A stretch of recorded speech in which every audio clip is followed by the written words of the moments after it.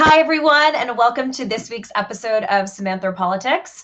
I'm your host, Samantha Carlin, and this is your place to know about global politics and women's rights. I'm really excited about the show today because we're finally leaving the US and talking about the rest of the world. Why? Because our country is now being run by adults. I don't feel like I know a lot of people out there feel like this release of this constant anxiety of like, what's Trump doing next? What's the next tweet? What's the next disaster? What's being attacked by MAGA supporters? It's like, oh no, they're like adults in charge who know what they're doing and actually have government experience that are able to govern in a way that normal people who have experience govern. So super happy that I don't have to have another guest talking about riots at the Capitol this week. We're going to be talking about Burma and Russia today, but just a quick US update. We've had our first openly gay person confirmed to the cabinet. Pete Buttigieg will be the Secretary of Transportation. Everyone knows about Mayor Pete, so I don't have to talk about him that much. And then the first immigrant was just confirmed to run the Department of Homeland Security, Alejandro Mayorkas. Despite Republicans' attempts over and over again to try to delay the confirmation. Now, his parents arrived with him and his sister to the U.S. as refugees after fleeing Cuba in 1960. He was the DHS deputy secretary from 2013 to 2016. And prior to that, he was the director of U.S. Citizenship and Immigration Services. So obviously, Republicans had literally zero reason to delay his confirmation. It's crazy. They were nominating ambassadors who had never been to the country, didn't speak the language, and had no historical background in the country whatsoever, and it was flying through the Senate. So those are just some America updates. But we're going to, can everyone hear me? Okay, cool.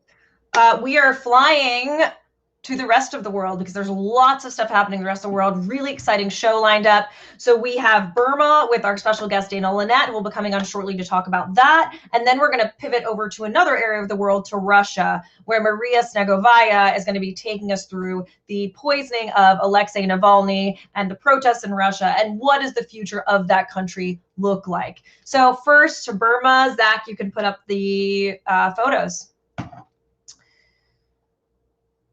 Great. So Burma, out of nowhere, the U.S. usually kind of knows what's going on in foreign policy, like knows if something's going to happen.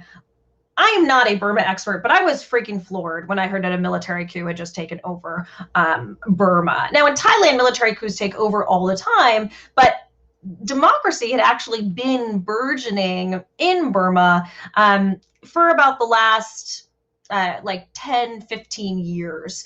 And Aung Sun Suu Kyi was a very, very well-loved human rights activist who was imprisoned during the time of the military dictatorship in Burma. And she was under house arrest for years and years and years, and then became the president. And what happened is that her party just won in a resounding landslide. And so the military got scared about having power and control, even though they actually have a section of the government under the Constitution. They got scared, put Aung Sun Suu Kyi in either in prison or house arrest. It's unclear where she is, under the pretense of illegally importing walkie-talkies. I haven't even heard the word walkie-talkie since I was 12 on the ski slope. I mean, the things that these despots come up with in terms of the criminality or the crimes that people commit to throw them in jail, like, can they come up with something better than illegally importing walkie-talkies? There's so many other crimes you could have posed against her, but it just shows how ridiculous the claims are. So the military is now back in charge, and they've declared a year-long state of emergency. The U.S. government has come out and called it a coup, which is important to know. And then China killed a UN resolution that would have also called it a coup. But again, I'm not the expert, so I want to turn to Dana Linnet, who's joining us to discuss the situation there. So Dana is a national security veteran with over 25 years of experience in diplomacy and international business. She is currently the president and CEO of the Summit Group, a government affairs advisory firm in DC that guides public and private sector clients on many issues ranging from finance, aerospace, defense, to organizational transformation initiatives for the federal government. So Dana has like 90 million expertise. And I found out today that she actually speaks native fluent Danish and English, and along with 7 other languages in, certain degree of proficiency. So this is the type of person that we should be having serve in the government, not the idiots of the Trump years. So lucky for us, she actually was a career Foreign Service officer, serving in 3 regional bureaus, Europe, the Middle East, and Asia. She worked in critical roles such as the senior political officer for Iraq during the surge, the sanctions advisor dealing with Iran, North Korea, and Syria, the US Consul General in Scotland during the Pan Am bomber controversy, and Deputy Director for Regional Security Policy for the Asia Pacific during the Obama administration's pivot to Asia. And that's when democracy took hold in Burma, and we were trying to support it as best we could to blossom and stay, hence her expertise in this. She's a steadfast champion of her colleagues and practices inclusive ethical leadership demonstrated by action accountability. And I would also say that she is a feminist leader who tried to pass this opportunity off to someone else. And I said, no, Dana, you're coming on my show. So Dana, welcome. Thank you for having me. And I will say that, wow, that's quite the introduction. But I will say that whatever experience I have in Burma, I just want to give a shout out to my many former colleagues in the State Department, Defense, intelligence community who know Burma so much deeper than I do. So I just caveat that there are really phenomenal experts, and I'm confident that they are working around the clock on this issue. Which is they can't be here, right? Right. So yeah, one of our problems is that people that are currently serving in U.S. government are not able to come on the show. So I'm sure Dana will be there, but I'm grabbing her before she gets tapped. Oh, Dana also, speaking of which, she wants to note that the views expressed on the show are her own, and they do not represent views of the U.S. government or any employer, past or present. This is Dana unfiltered. Yes. Just Dana. Awesome. Well, thank you so much for being here. And, there's so many issues, so many things in your background. I feel like, we could have just done a 5-hour documentary of you like Hillary Clinton and talked about all of the periods of your life. But we're here to talk about Burma today. So, like I was saying, the U.S. foreign policy community is usually pretty astute in terms of anticipating something like a military coup, which is not exactly a small thing. So, in your perspective, did anyone see this coming? Well, I'll just say that, I haven't conferred with any of my government sources or colleagues. And I would say that my hunch is that, no, they didn't see this coming at this time. I think, though, in hindsight, it's not surprising given some of the developments, of the way that things were developing. But, in hindsight, maybe not all that surprising. But I don't have any indication that people were really expecting this, especially with the election being so resoundingly predicted for the NLD. So, something that is pretty interesting, or not interesting, but possibly pathetic, is how, the Burmese military were spouting some of these same kind of election was rigged, election is false, the same stuff that Trump was doing. I mean, do you think there's any coincidence there in terms of, were they stealing from Trump, or is this just, he just knows how to act like a military dictators? It's hard to tell, Samantha, but as a former diplomat, I was often confronted with, the positions of random people in Congress, whether it was within the administration or other officials. Foreign governments and foreigners in general don't distinguish between, one person or the other. If they're an official, representing the U.S. government, they say that's the U.S. government. And when you have the president of the United States, that's the ultimate power and representation, right? So, I mean, whether or not it was that overt, what it did do is it's going to make it harder because, foreign governments, when they see us do things not necessarily in accordance with our own principles and values, the way that was conducted in the previous administration, they use that against us. So, we go in to talk about human rights and they say, well, your president, you had your own insurrection. Can you give an example of that? Can you give us an example of that in your background? Yeah, when I worked on human trafficking, for example, countries would say, well, why are you lecturing us? You have a major trafficking program in your problem in your country. So, as diplomats, we always try to have a lot of humility and identify and cast the problems as shared issues, that we all have a shared responsibility in these issues. When it comes to Burma, however, I can imagine that they would very clearly try to use what happened with Trump and at the Capitol with an attempted coup there and say, well, the difference is we were just successful here. So whether it's coincidence or not, it's almost not important, but it just makes things more difficult. I mean, obviously, the current president and administration does not subscribe to those issues. But again, foreigners sometimes don't distinguish, and they look for opportunity to mitigate U.S.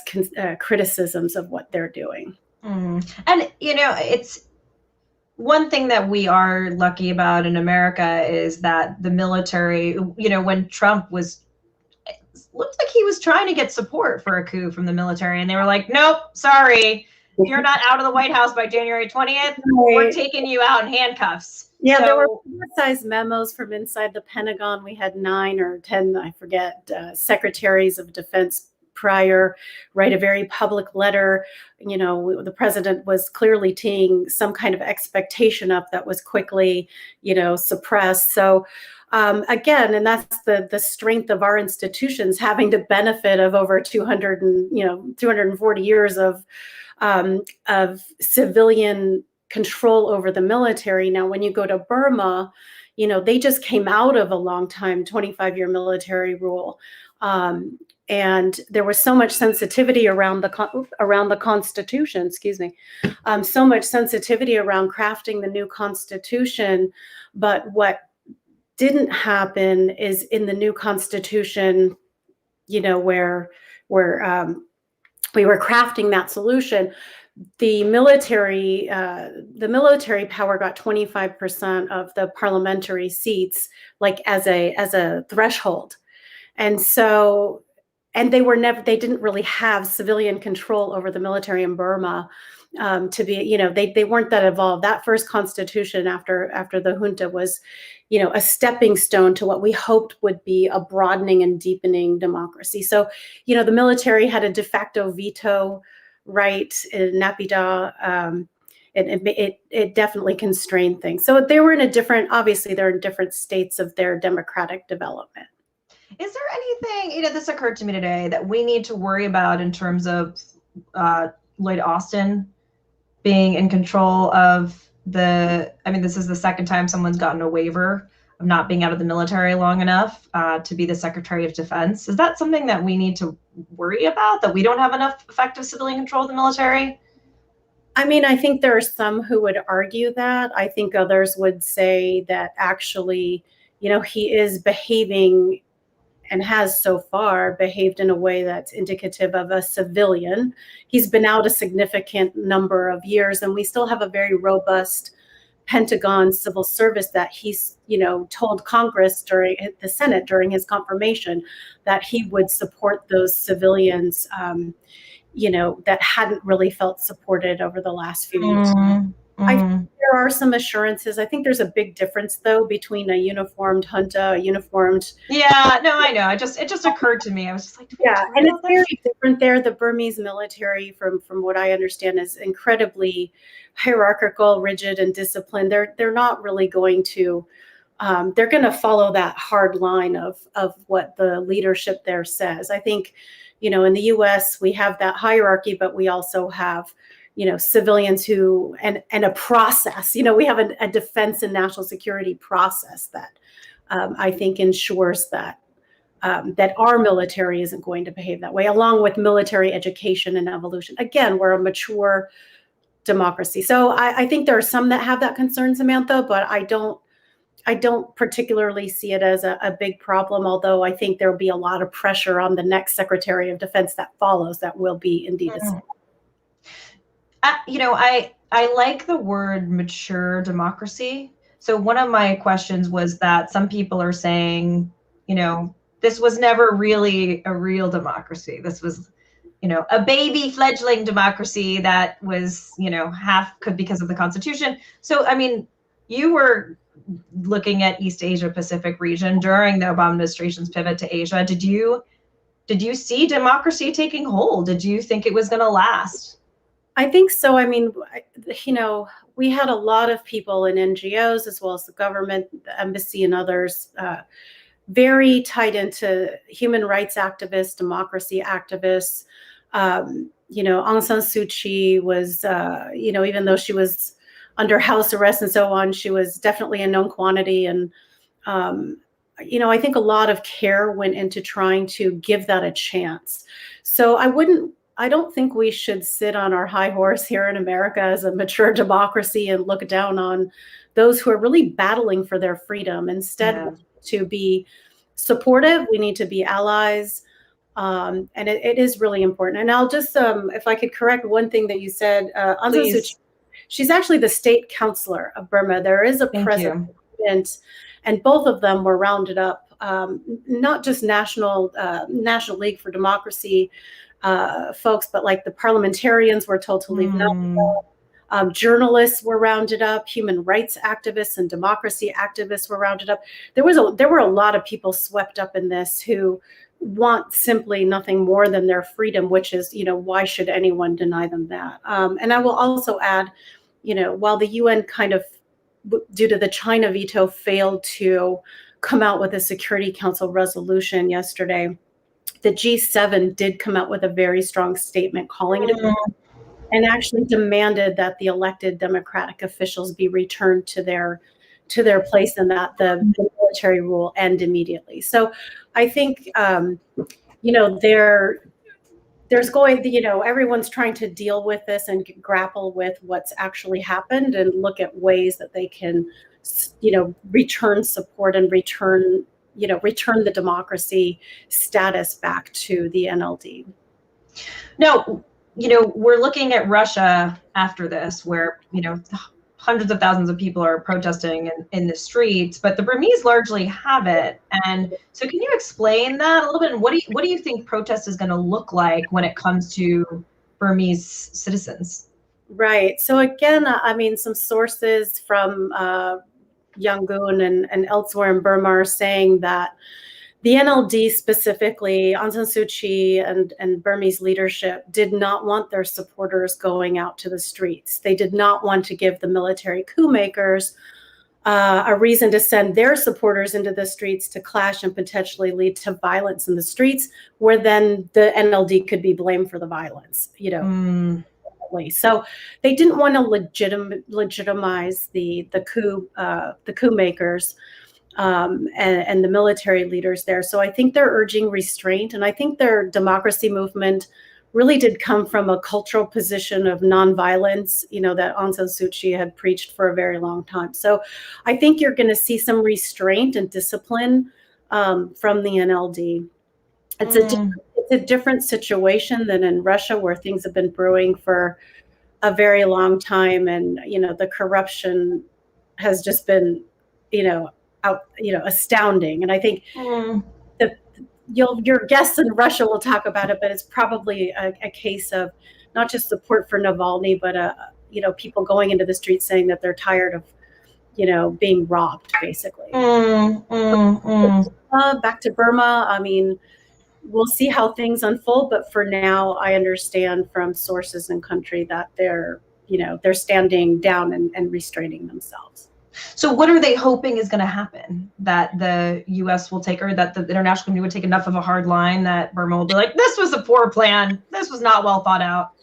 Well, it's hard to know because I'm sitting over here, but I expect that they are trying to urge international pressure, which is why, these statements are important to gather world, the world to coalesce around their support. But I wouldn't be surprised if they're also trying to negotiate behind the scenes in some way. I mean, they did it before when they came up with this power sharing agreement and a new constitution. And so I wouldn't be surprised if it goes there at some point. It's going to have to, because any political stalemate is going to have to depend on the two disagreeing parties coming together and agreeing to get past that. So whether that's forged through an international diplomatic mechanism or whether they do that on their own remains to be seen. So I want to just take a moment and thinking about, people on the ground. One of our colleagues' friends is a female activist from Burma. So I just want to read a statement that she compose and see what you think and what's feasible here. So she says, "My name is Nyan San Nguyen, and I'm a Burmese student studying in Oxford in the UK. In light of the military coup in Burma, I kindly ask for the US government to support our fight for democracy in these aspects.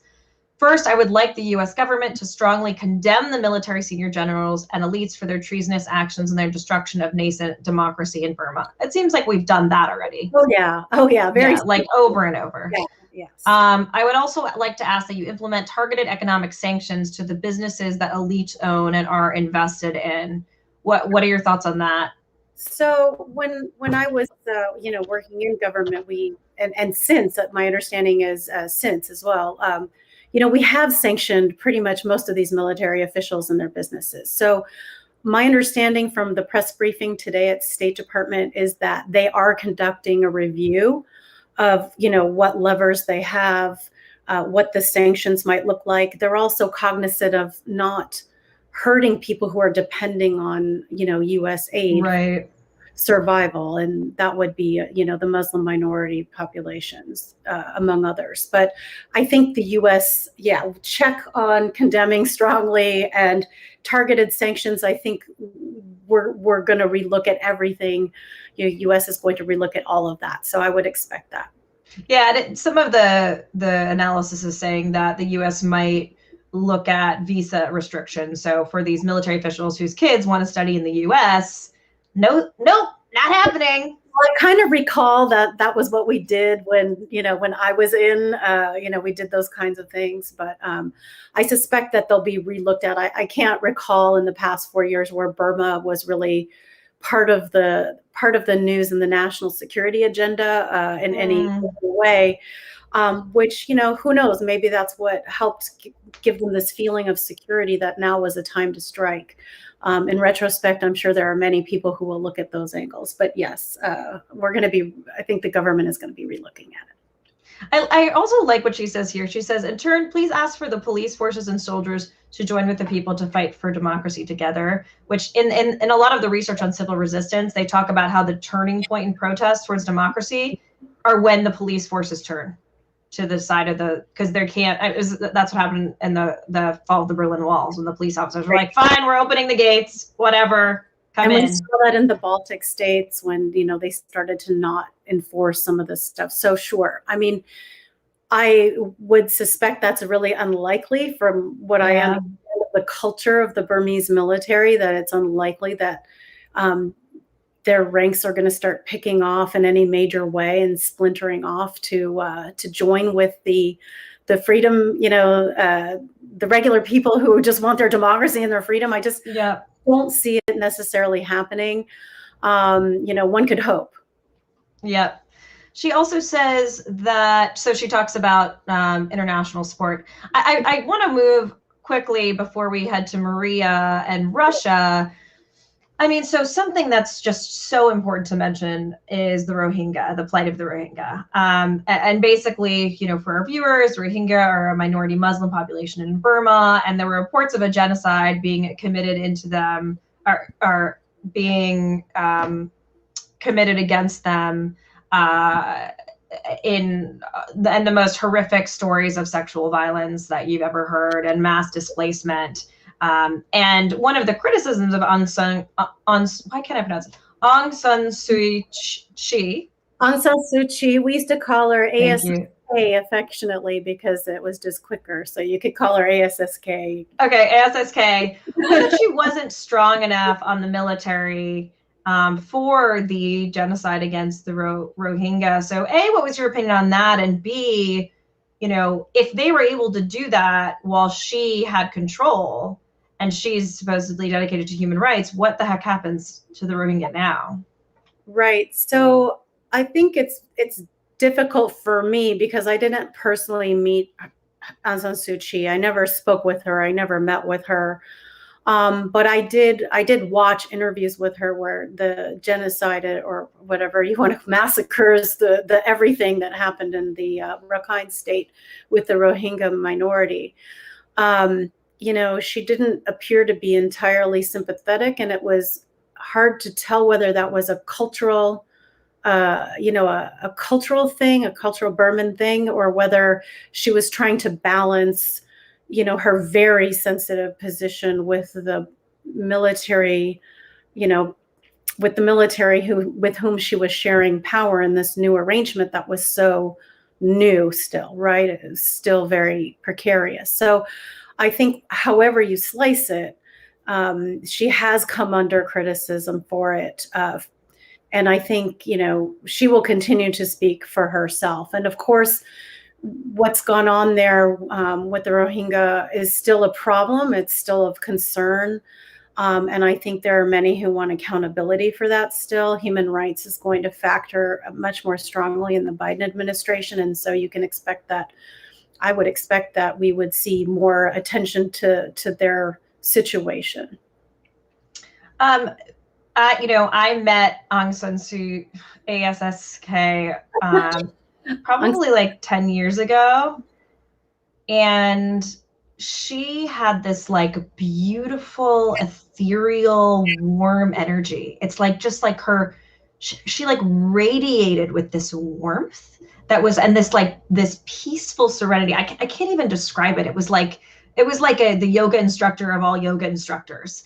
And I was thinking about it today, and I wonder if like some of it has to do with like being a woman and like the woman's place of like, you're not, standing up to these kind of strong military men. And maybe she had an inkling that they could, if she did something that really pissed them off, that this would happen. Yeah, I mean, it's hard to say, but it's not unthinkable. I mean, I think that she is a very confident and strong person. I mean, she withstood what she did for so many years. That's true. And she carries the burden of her father and her family, coming from the political legacy that was in Burma prior. And I think she's playing the long game. She doesn't need to get agitated. She doesn't need to make things unnecessarily difficult for the NLD. And the run-of-the-mill, Burman, I always forget the correct term, but, Burmese. For the Burmese people who who want this longer term, state of affairs to have their freedom and democracy. So, yeah, I mean, but I wouldn't downplay her as being anti-feminist per se. No, I don't think she's anti-feminist at all. I'm just thinking about the balancing of, the considerations of dealing with clearly a volatile hardline or military section of the government. It's dangerous, right? And she's seen how dangerous it's been, political violence, murders, jailings in a place like that is not, people know what's going on. Not a joke. So, so I mean, I think she knows she has support. She's playing the long game. She's trying to do everything correctly and thoughtfully. And when you're under house arrest for all those years, you have a lot of time to think and reflect and strategize how the best way forward might be. And so I think the key is for the international community to continue to support, the NLD and those journalists and human rights activists and folks who are really struggling to overcome this current situation and to I think everyone needs to keep the momentum up to condemn in the strongest terms what happened, that it's unacceptable. So I just want to take this one question from the audience before we pivot over to Russia. And we have a guest asking, what is it like working with China in politics? So the Chinese are let's just say I'm not their favorite person. I feel like that's a win. That's like a In a way. little badge you can put on your blazer. I mean, as a diplomat, I mean, I got along very, very well with other Chinese diplomats, especially when I was in Scotland. We had a very small consular corps. I was the dean of the consular corps at the time, and we had two Chinese consuls generals who were very good friends, but, always at a bit of a distance of suspicion. But, dinner at their house, and, they helped some American business folks with visas and so on. So, it's always a game of cordiality and trying to bridge the mistrust. But I'll say in this case with Burma, I think it's really important to note that Burma has a very complicated relationship with China. And the Chinese have been met with suspicion. The Chinese had tried to support communist insurrections in Burma that the military wasn't keen on. Neither were the folks, the pro-democracy people. The Chinese have, with the pro-democracy folks like ASSK, they've succeeded in balancing some economic interests there, especially with port access and so on. But I think the Burmese military and the Chinese are it's an interesting position. The Chinese, on the one hand, sort of always take the position internationally that whatever authoritarian regimes want to do to control and suppress their own people, that's okay. No one should interfere with that, which I think was the basis of their veto in the Security Council. But at the same time, there is that difficult relationship. But again, the Chinese play a very long game. They're very patient, and they're very aware that that the military and the Americans are probably not going to have a very happy relationship in this negotiation. And so I think China will probably try to take advantage of the chaos, take advantage of what's going on there, even though there is that distrust with the military and a bad history there. So it's complicated. I think people should try not to oversimplify a lot of these things. Again, all experts who should be on your show could talk to. Yeah, we'll have to do an episode on China now that the U.S. is thankfully calming down a little bit. I'm just skimming the surface for your viewers to try to kind of bring it into some context and some perspective of what's going on. All right. Well, Dana, I feel like, again, I could talk to you for 20 years about, all your experiences. I hope you write a book so I can read it. And so the audience could read it. I want to thank you so much for being on the show and for coming on at the last minute and contributing your expertise and your intelligence. I would like to hear you. Can I hear you say something in Danish, though? What do you want me to say? Just say, thanks so much for having me on the show, Sam. Mange tak, fordi jeg måtte være her. I loved that. Thank you so much. Tak, fordi jeg må deltage. Thank you so much, Dana. It's such a pleasure. And I really want to have a shout out to the people in Burma who are really struggling right now, and for them to know from us and the American people that we support them and that we will do all that we can to keep attention on what's going on there. I think it's really important that, this is not just, this matters to America, what happens in other parts of the world. And, if we don't have these values anchored and we can't work together in the world, then the world would be a pretty bad place. So I think it's important they know that they have our support here. Thank you, Dana. We're with you. Like Dana said, we're thinking of you, and we're not going to stop placing pressure, especially with an administration that cares about stuff like this. All right, Dana. Bye. Have a great night. Take care.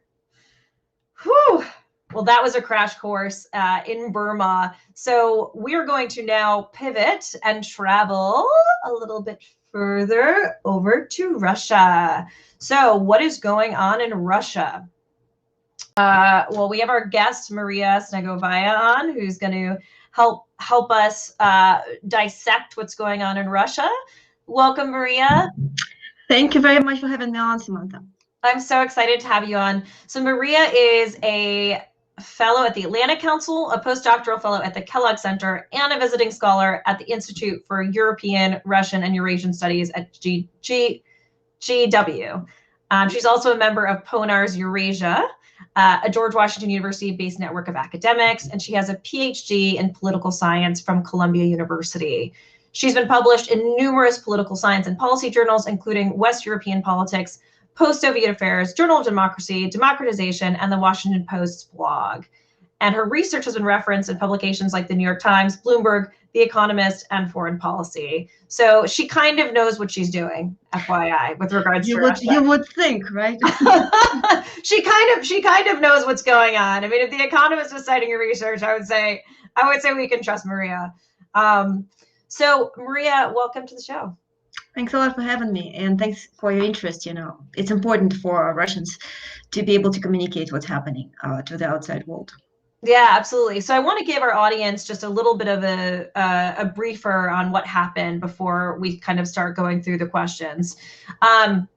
So what just happened? So Alexei Navalny, who's an anti-corruption activist, was poisoned in Siberia in August of 2020 vis-a-vis his underpants.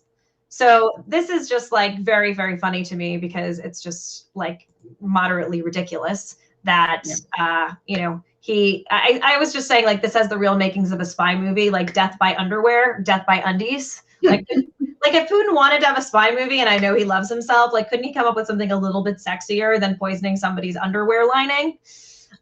So when he was poisoned, he ended up in a hospital in Russia, was transported to Germany because the Russians probably would have poisoned his jello and really finished him off. The Germans treated him and they figured out that he was poisoned with a military grade nerve agent called Novichok. Now, who has access to a military grade nerve agent? Oh, maybe a government figure like Putin. Again, Putin, not very good at covering his steps. Like, I'm not sure if he just wants everybody to figure out that he is poisoning people right and left, but he sucks at covering his steps. It's like, I mean, he may as well just like put a little, like a tattoo on that says like Vladimir VP on these guys' arms. Which, I mean, does he not care, Maria? Like, does everybody, like, everyone knows it was him. Does he not care that everyone knows? It's a big question, to be honest. A lot of experts are currently trying to understand. So there's actually two concepts. First of all, they probably thought they were not going to be discovered. Because, by the way, we know Novichok has already appeared in the said news, right, when Skripal was poisoned back in the United Kingdom a couple of years ago. Again, it was Novichok, but this version is new. So it actually tells you that they're not just using the whatever old stocks of Novichok they've got. It's the poison that should be produced on a fairly, it has to be fairly fresh to be able to use. But it's also that they're updating their techniques, so they're making more sophisticated formulas of Novichok, apparently hoping that it's not going to be discovered. That's the first theory. Another theory is that it's intentional.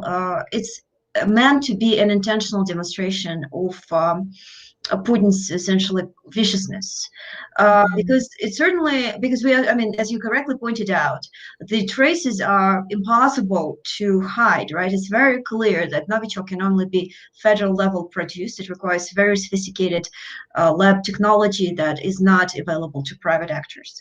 So from that perspective, the other group of thinkers actually suspect it's actually intentional demonstration, like muscle flexing. So if you misbehave, here's how you're going to be punished.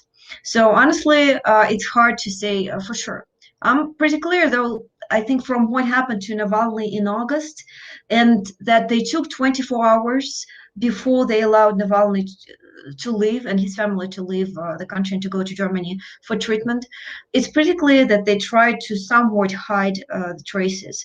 The 24 hours were needed for the body to metabolize some poison, and allegedly, they've been communicated by the Moscow labs or by St. Petersburg labs that the remaining elements of poison were not going to be able. The Germans won't be able to find them. The problem is that Russia is quite behind in technologies, so it's possible that they didn't know that Germany at the time already had, at this point, as well as France, they do have the technologies that identify the poison at the lower level. So essentially, by the way they acted in August, it seems that they were definitely trying to hide the traces. Interesting. And, so what I also love is, as if there wasn't enough proof already that it was Putin, Navalny is a serious, I mean, he is a bad, Brilliant. I'm not going to curse on my show, but like, he was able to, he called a guy who worked in the Russian government who was home because he had COVID with someone's number that looked like he was calling from a Russian official figure. He stayed, so, I used to be an actress years ago. He stayed in character for 45 minutes on a call with this dude, getting him to tell him everything that happened to him. So this guy was part of the plot against Navalny with the, poisoning of the underpants. And 45-minute call, he stays in character the entire time, never breaks focus, and gets this guy to tell him everything. So as if there was enough proof. I mean, now there's just, you literally can listen to the call online. A murderer's confession of a murderer, honestly. And that's absolutely brilliantly played by Navalny. I have also certainly credit to the Bellingcat team that helped to investigate to find FSB agents who are allegedly involved in the murder. What was that team, Maria? Can you say that again? Bellingcat. What is Bellingcat? Bellingcat is the investigative journalist team, in this particular case led by Krista Grozi, from a Bulgarian journalist. They're very brilliant. They work with open sources of information, and they find out all kind of crazy things. For example, they've been able to trace essentially who hit the MH17, the Boeing in Ukraine back in 2014. They were involved in all kind of remarkable investigations that are always very high quality, and at the same time they're always very meticulous in showing how they tracked a particular certain, how they did it. So they're very, very cool, and that's, by the way, the future, right? To answer your first question, once again, it's harder for malicious, malevolent agents and kleptocrats and autocrats like Putin to get away with what they used to get away easily in the Soviet times, because the world is so much more transparent, because a team of brilliant journalists who are very good, with database work, and they're brilliant, they can investigate and find out who were the people who were following Navalny and attempted to murder them. So it's a world in which we emerge, in which we live, in which both parts, the bad autocrats and the good, brave, courageous people who fight against them, they all adjust to this new changing reality of the increasingly transparent world. Yeah, I think back to going to the spy museum, and you see some of like the things that they used to use to spy, and it's just so funny. It's like, a hidden microphone in a pen, and it's just like so old school. And then the other thing is, in the intelligence community, what they say is that 90% of intelligence is actually open source.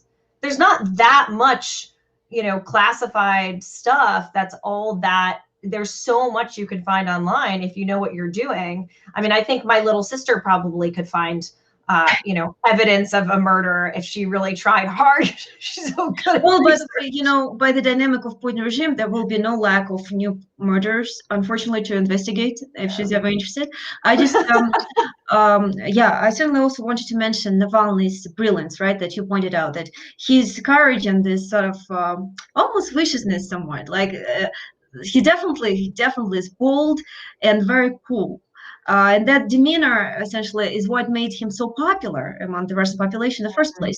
And it's at this point, the world has been able to see how cool essentially he is. That's just to demonstrate another demonstration of why he's so popular in Russia. That was one of the questions I was going to ask you, and I should update the audience as well. So we never really finished the story. So we had this whole poisoning, figured out it was Putin, and then he was gone for a while, and then he did this whole expose with his organization on Putin's this ridiculous, luxurious palace with golden toilet brushes and all sorts of ridiculous things and stripper poles, which we're going to show a video of. But what Navalny says is he didn't want the documentary to release while he was not in Russia. So he came back to Russia. The guy's been poisoned, almost died, and he came back to Russia knowing full well that he was going to be arrested upon arrival. And sure enough, he arrives. They pivot the plane to go to a different airport because I guess his followers were, or his fans were there. He's arrested immediately, and now he's been sentenced. What is he's been sentenced, and they've been saying he didn't check in with what's kind of the equivalent of like his parole officer while he was in, I think, in a coma in Germany. I mean, it's like somebody with COVID on a ventilator. They didn't check in with parole, so they're arrested when they come out of their coma. It's as stupid as the stupid claims with Myanmar of the illegal walkie-talkies. So against the coolness of Navalny, imagine this very kind of old school, remarkably almost lazy like autocracy, which is so lame that it doesn't even come up with a good excuse to put him to jail, and remotely believable.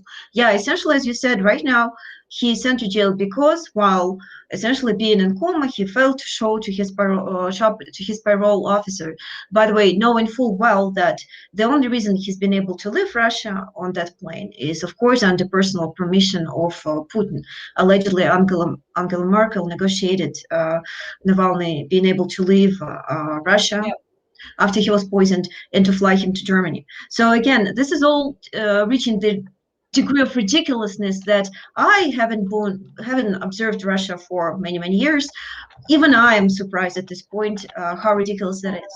But unfortunately, no matter how smart, courageous, and entrepreneurial the Russia's opposition leaders are, they're still against the very brutal, naked violence. And the question is to all of us right now is, who is going to dominate in the end? Is it going to be Navalny with all his courage, his creativity, his boldness, and his self-sacrifice, honestly? Or is it going to be this old structures of this lame kleptocratic, autocratic machine that is ready to all kind of viciousness and cruelty and repression in order to hold on to power? We have an audience question. Well, first of all, someone says, Maria, I've seen you on TV before. I'm so glad to hear from someone from Russia. Thank you. That's John, I'm assuming. And Centipede wants to know, have you ever interviewed President Putin? No, for better or worse, I honestly seen him a couple of times. And honestly, I was at the meeting with then President Medvedev, who, as we now know, was honestly a placeholder. I was at the meeting with him once, about at this point 10 years ago. But no, Putin would not let me anywhere near him, given that I don't have particularly a pro-Putin background. If you've heard what I was saying in the past, Putin is very paranoid about his security. The palace, for example. The video of the palace Navalny has filmed, for example, shows that it has very many floors that go under the soil, up to 16 floors down. That's all related to Putin's paranoia, all about security. He has to be protected. Rumors have it that he's right now in bunker, hiding, not seeing anyone for almost a year because he's horrified about catching coronavirus. He even refused to get vaccinated with the Russian vaccine, which is allegedly should be the sense of Russian pride, right? Russia has developed its own vaccine lately, but Putin has refused to take it and to get vaccinated because he's afraid for his health. So no independent journalists are not allowed nowhere near Putin at this point. So I had put a question in here. What are your personal thoughts on Putin's palace? But before you say, I want to show the audience. Zach, can you cue up that video? I want to show the audience the visualizations of Putin's palace that appear in Navalny's documentary. So Zach's going to put that up live. Thank you. Ходим в дворец с главного входа. Владимир Путин мнит себя русским императором и ведет себя соответствующе. Итальянский архитектор построил ему дворец в итальянском стиле. Классическая палаццо. Внутренний двор с фонтаном в центре окружен галереями, как будто мы не под Геленджиком, а в Болонье или Флоренции. Из двора идем в читальню, так называется эта комната. Здесь мы убедимся, насколько наша реконструкция похожа на оригинал. Фотографии этой комнаты доступны в интернете, и мы сверяем. Вот смотрите, колонны, лепнина, люстры, фрески полностью на 100% совпадают. А вот золотые орлы. Их не может быть слишком много. Владимир Путин, читающий в этой комнате «Комсомольскую правду», должен помнить, он хозяин России. А вот здесь была сделана одна из самых известных фотографий внутри дворца. Беззаботный рабочий прилег на диванчик, на котором позже будет возлежать августейшее тело. Ему стоит быть поосторожней, диванчик этот стоит дороже, чем его квартира. Покидаем читальню, нам еще много где надо побывать. Распахиваются двери справа, и мы оказываемся в шикарном мраморном фойе с баром. Такие обычно бывают перед входом в театр или концертный зал. И мы угадали. Богатые люди ставят дома домашние кинотеатры, а президент России построил дома настоящий театр с огромной сценой, кулисами, гримерными и императорскими ложами. Я не шучу, внутри дворца Путина полноценный театр. Зрительный зал двухэтажный, 3 зрительские ложи внизу закрываются бархатными портьерами, если владельцу нужна более интимная обстановка. На 2-м этаже балконы с диванами. Здесь проявляется верность Владимира Путина традициям. Помните, в царской России помещики строили себе крепостные театры. Так вот и у нашего президента есть такой.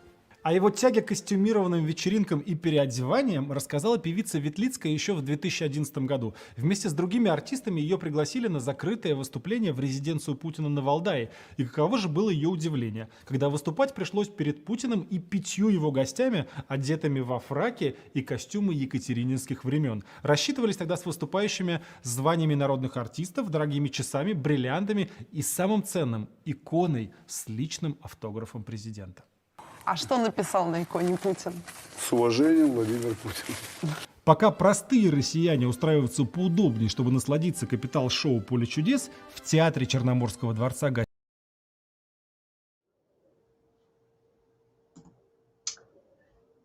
All right, so Maria, first of all, what do you think? The palace? Oh my God. Yeah. First of all, my first thought, I'm not going to lie to the audience, was, gosh, what a horrible taste. I mean, you're the richest, probably, really, the richest person on earth.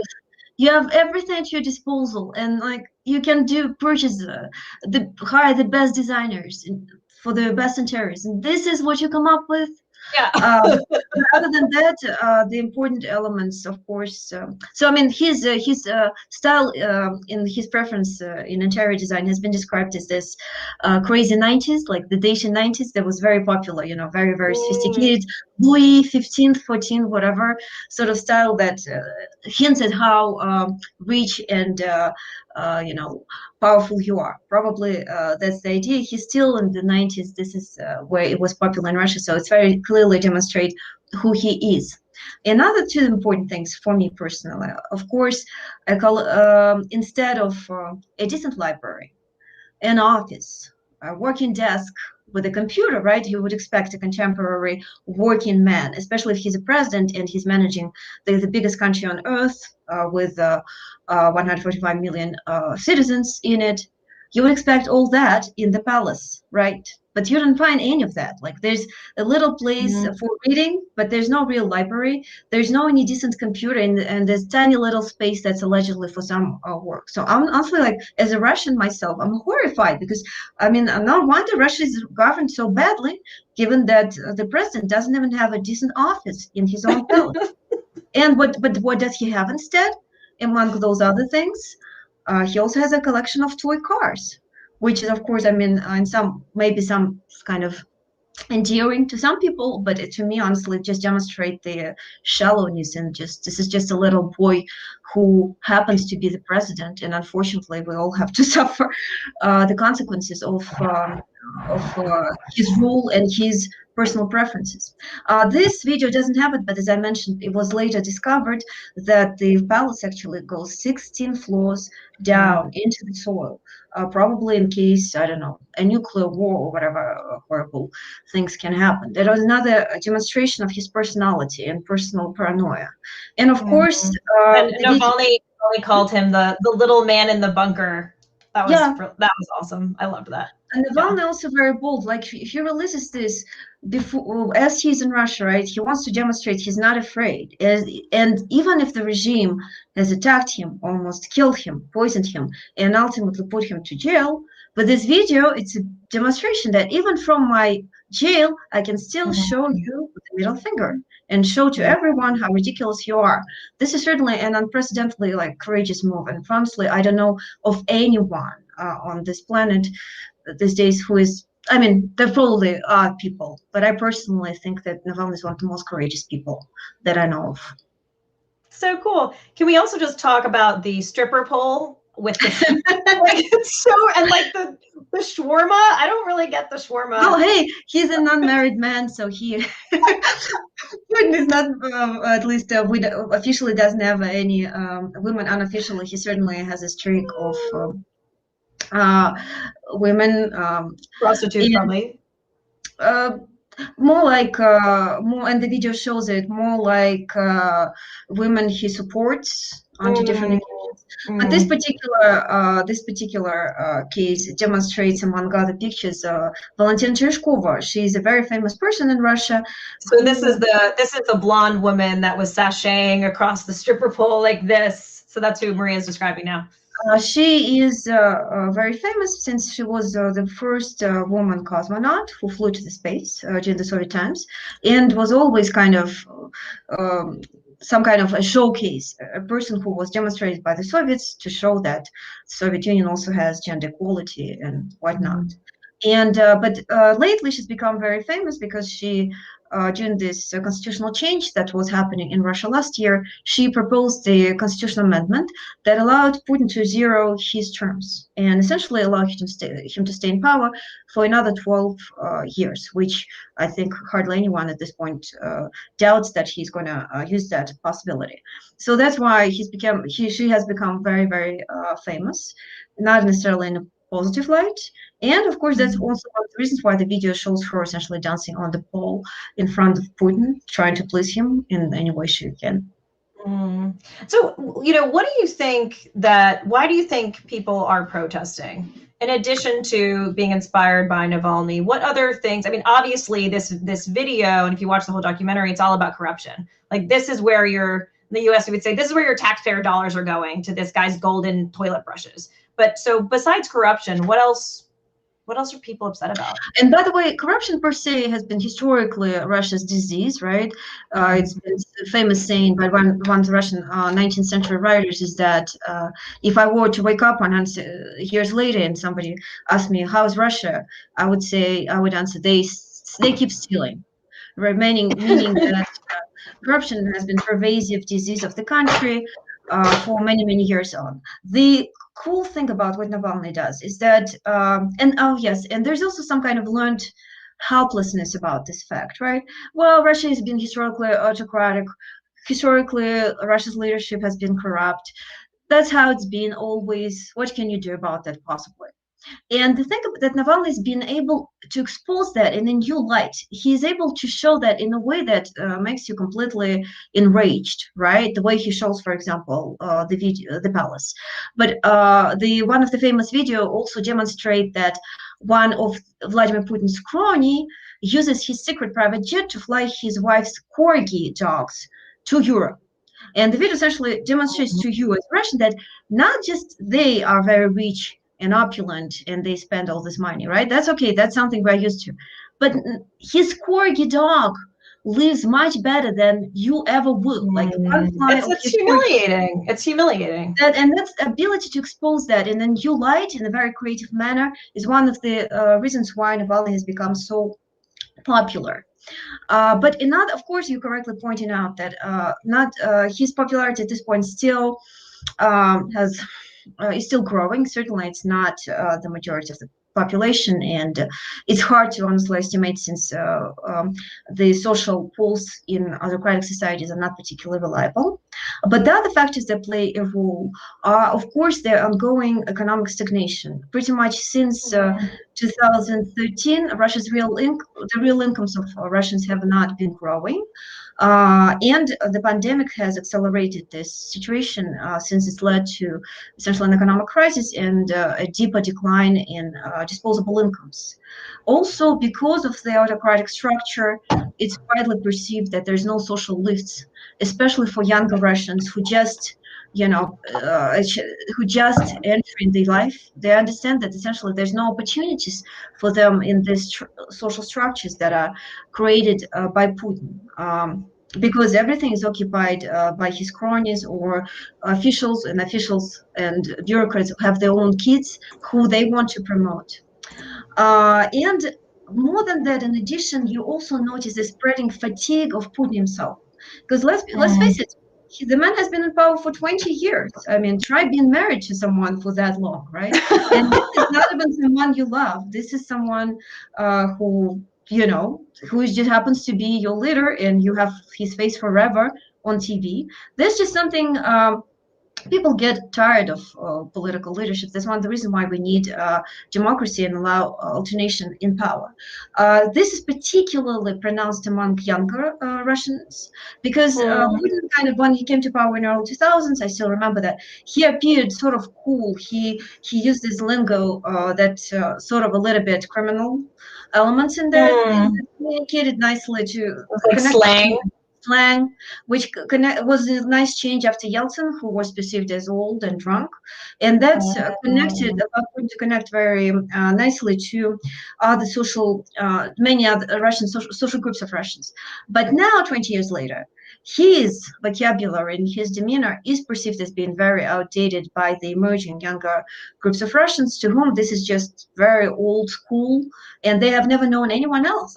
If you're 20 years old, it's essentially been Putin from your birth up until you finish in the university and getting your first job. So that is certainly another factor that fuels the sentiment and the protest mood across the country. So interesting. Do you see any relationship between the protest movement in Russia and the move towards democracy in Belarus and the protests in Belarus? Yes, absolutely. The connection is very clear, and I think even Navalny himself has pointed out it several times. I think Belarus, from Russian viewpoint, is a very natural comparative country for comparison, because Ukraine has always been viewed as a little bit different. Ukraine has always developed in a slightly different way, was always a little bit more democratic. But Belarus has always been like Russia in slightly worst case scenario, with its own personalistic leader stayed in power for even longer than Putin, 26 years at this point, with people being more brutally, essentially unfairly treated and more repressed than in Russia, and the economic situation being even worse than Russia.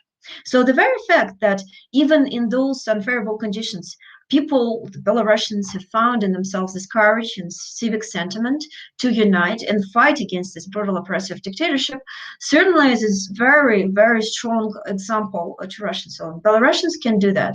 Why cannot we? That is certainly the mood that is spreading. And Navalny specifically, I think, tried to appeal to the sentiment. There's also a lot of learning going on. The Russian opposition certainly learns from some of the approaches that the Belarusian opposition have used, especially the use of, for example, Telegram channel for coordination.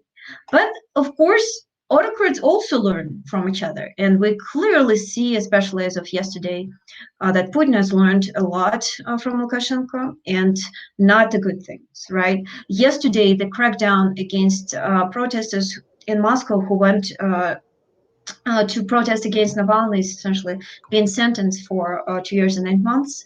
It was completely unprecedented by even Russia's own standards. Wow, in terms of the level of brutality? Yeah, absolutely unprecedented, and the scale of it also. They started using all kind of extra devices to hit and beat up people. It's also many more people are currently being arrested. I think we, in a couple of last weeks, actually reached the level of annual level of 2019, I think, something like that. So there's thousands of Russians all over the country, but specifically last night, it was just the mass scale of violence in Moscow. Moscow always was perceived as a little bit more modernized, more westernized, something where you would not resort to such brutality and violence because that's not all right. So to see that is certainly, even to me, is absolutely disturbing. And you of course see that mood spreading across the Russians. That is just it is, even by Russia's own standards, it is too much. It's extreme. So speaking of which, now that the U.S. president is no longer Putin's lapdog or one of the girls he supports, what do you think that the U.S. policy should be for this specific incident, and then, in the following to help? What can we do? The Biden administration has already, first of all, Biden himself, but his associates have said all the right words about Navalny. That is in sharp contrast to silence from Trump that we observed in the past. So that's good news. Plus, Biden has several people on his team who are perceived as being hawks on Russia, and that's also leaves some hope of stronger resistance to Putin. Certainly, among the steps that need to be taken, first of all, Navalny himself, before he flew to Russia, he created the list of the high-level Russian officials and Putin closest cronies who need to be put on the sanctions list. And the sanction list shouldn't be just no longer allowed into the United States, because honestly, I think at this point they have realized, Putin associates have realized that. But it should be also the hunting after the assets that they like keeping outside of Russia, usually in Europe and in the United States. I, however, think that individual sanctions are not enough, because at this point, the elites in Russia have fairly close understand that their survival. I mean, they've made so many crimes, they have accomplished so many crimes that they understand quite well. I think at this point that their survival is dependent on Putin. So sanctions alone are not enough to split them. My personal conviction is that you should be targeting the Kremlin revenues, be it oil and gas revenues, the sales of metals or weapons. This is all flows into the Kremlin's budget, and therefore allows Putin to purchase loyalty of the elites and the population by distributing these perks. So the small amount of those money, the less money he has under his control, the fewer opportunities to ensure loyalty of broader population and of his elites there will be. And therefore, for the kleptocratic, personalistic regime like Putin's, I actually strongly believe that it should be the policy. And honestly, I have to say that in Biden's administration, there are several people who share that viewpoint. It's a matter of them being able to transform that into a real policy. So just to bring this out from a broader perspective, I was looking at your publications, which you're extremely prolific in terms of your research and writing. And one of the things that you wrote about is looking at central common themes between Poland, Hungary, and Russia's moves to conservatism. And we've seen, in all three countries, especially Poland and Hungary, Poland just implemented a law to outlaw abortion, except in extreme cases, which was pretty unbelievable. That they've, had these kind of dictator populist governments rise.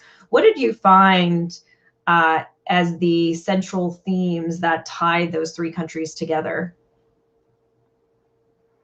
I think we have Maria's frozen.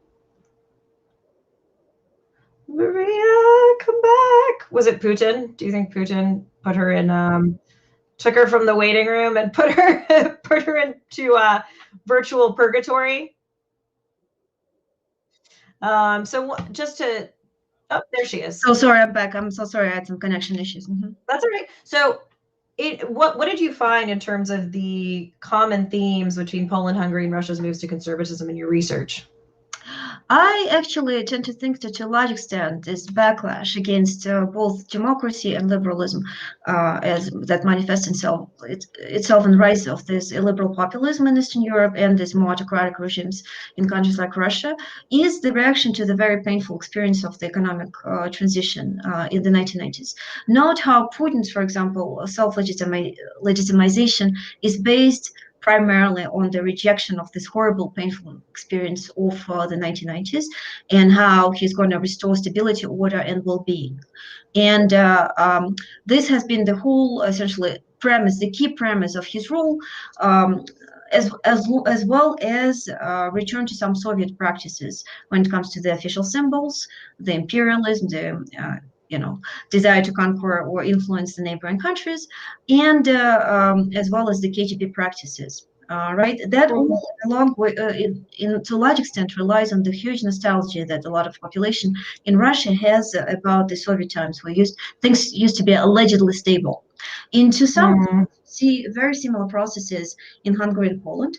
They don't necessarily refer to the communist times, but they certainly accuse the reformers, the liberal, the social democratic liberal parties, of essentially making the reforms unjustly and incorrectly, of essentially spreading corruption and hurting the countries in the long run. And in response, they offer this more rejection of liberalism, because liberalism is bad and painful, and by contrast, this more conservative orientation with more redistribution, more social protection, and which comes along with this ideology of what we call economic nationalism.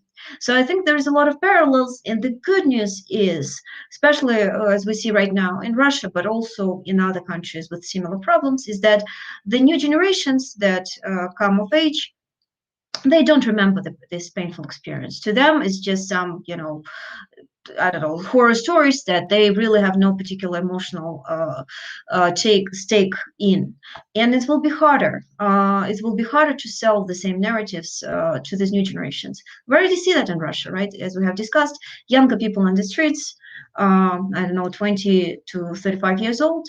To them, those Dacian 90s, they don't mean anything. Putin appears extremely outdated, saying things that don't have any relevance to them. And they want, as they look for another more liberal, more westernized, more democratic future for themselves and for their country. And so therefore the future is against these regimes. So interesting. So I'm really glad that you think that there is some good news. in the long term, right? But as Keynes also famously said, in the long term, we're all dead. So it's the question of how long is the long term. The other thing that another one of your pieces, and tell me if I got this right, was talking about how some of the left parties have actually suffered from being pro-market. Yep. Can you explain a little bit further of what that means? Less relevant for the Russian case, but the idea there is that social democratic left parties historically incorporated a lot of the support of the economically vulnerable groups, especially working class groups. I think it's more kind of relevant for the US case in some ways. But as a result of the third way consensus, so to speak, the embrace of neoliberalism, became increasingly more pro-market in the policies, and especially after they implemented some economically painful reforms like austerity, they, in the long run, pushed away, de-aligned, to use a political science term, these core constituencies, especially working class electorates, which is my key focus of that research. And these working class groups subsequently were incorporated by populist right. So we increasingly see in Europe, and to some extent also in the United States, that populist parties, they incorporate significant support of the working class groups, who in the past used to be supporters of the left parties. And as they incorporate working class supporters, these populist right parties become much more redistributive and also nationalistic, because working class electorates typically are anti-immigration oriented, because immigrants are commonly perceived as their competitors, and also more distribution oriented. So that to some extent explains why we see this similar agenda embraced by leaders from Trump to, Orban in some ways. Well, this has been unbelievably fascinating. If you could say something to Putin today, what would you say? Pretend like he's listening right now. Oh, I hope you really leave the country alone. I really want. I really think that Russia deserves a life without Vladimir Putin. And what about for Navalny? What would you say to him? Navalny, honestly, I really admire his courage and the degree of self-sacrifice. As I said before, I think he's a historical character as he emerged right now. I only hope that he is liberated eventually, and that his intuition that has been, and some kind of commitment, the devotion that's been guiding his actions, that it comes true, and he eventually succeeds in this battle against a kleptocratic autocracy.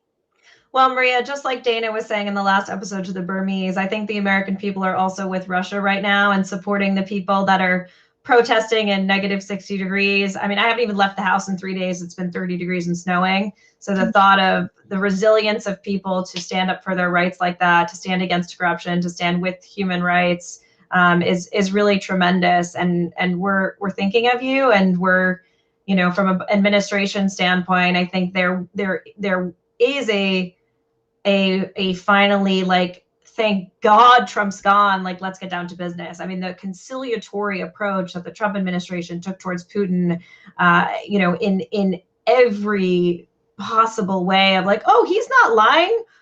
I just talked to him. He told me he was telling the truth. It was really a humiliating embarrassment. And so I really do think that, like you said, that we have people that are well positioned in the government now to take a harder line on Russia and to not put up with Putin's lies, his deceit, his corruption, and his treachery. Thank you. I really hope that will be the case. Yeah. So I want to thank you so much for contributing your time and your expertise. And I'm looking forward to continuing to read your work and see you everywhere. Thank you very much. My pleasure. Thanks a lot for having me on. Take care, Maria. Wow, so much going on around the world, and wasn't she fantastic? And I still can't get over the stripper pole with the shawarma. That just was just wild. So I hope that you learned a lot this episode. I know that I learned a lot. Really interesting looking all over the world at what's happening and how important it is for Americans to be in solidarity with these with people that are struggling for basic rights that I think Americans a lot of the time we take for granted. And we have that power to stand with these people as they fight for their basic human rights. So I'm hoping as well that the Biden administration takes a really, really progressive line towards human rights, which I think it will, and it's expressed that it has, and towards restoring America as a leader in the human rights space instead of being the laughing stock that China points to as an example of, well, you do this to your citizens. We can't lead unless we do it by example, or else we're just hypocrites. So that was a jam-packed show. I want to thank you so much for tuning in. Thanks to Dana and Maria for your excellent, brilliant analysis. I also want to thank SourceStream. You see all these really cool background. Excuse me. Oh my gosh. I want to thank Stream Inspectors. That was a Freudian slip. I want to thank Stream Inspectors for these amazing backgrounds that you see, all these cool images floating behind me. I had nothing to do with them. That is the brilliance of the Stream Inspectors team. So thank you so much, Stream Inspectors. Next Wednesday, same time, tune in. We're going to be having a conversation with a woman who is deeply involved in the movement to legalize abortion rights in Argentina, which was a monumental thing that just got through in Argentina. Was the legalization of abortion, which was fought for decades by the women's rights movements. So she's going to be on. So tune in next week, same time, Wednesday at 8. If you liked the show, please do me a favor, like it on Facebook, facebook.com/Samanthropolitics. Follow on Twitch. It really helps in terms of everything. And we'll be introducing, we have some sponsors on the next episode that we'll be introducing. I also wanted to say, please like the show, share it with your friends, your relatives. It's really important for Americans to know what's going on in the world. We're not in a vacuum. The things that happen in other countries do affect us, and we need to be educated about that, just like the rest of the world is educated about what's going on here. And lastly, I also, in addition to hosting the show, I host a Women's Leadership Challenge. We're recruiting for the next cohorts of women. It's only 8 women per cohort. Myself and Mary Axelson run it. It's a really cool, collaborative, peer-to-peer learning environment with women leaders from across the world, where we talk about tapping into your internal power. How do you get courage like Alexei Navalny to do the things that he's doing, or even to start your own business? And then also, how do you launch a feminist change initiative? What does feminist leadership mean, and why is that important in today's world? We can see with these despots who nobody likes how important it is to shift to a new version of leadership. And so we kind of are evolving that version of leadership in these small cohorts. So you can apply for that or find out more at www.empowerglobal.net/new-online-challenge. And I will also post that in the chat. So that's empowerglobal.net, and just go to Women's Leadership Challenge to apply. Until then, I will see you all next week. Na zdrowie, and thanks for coming on.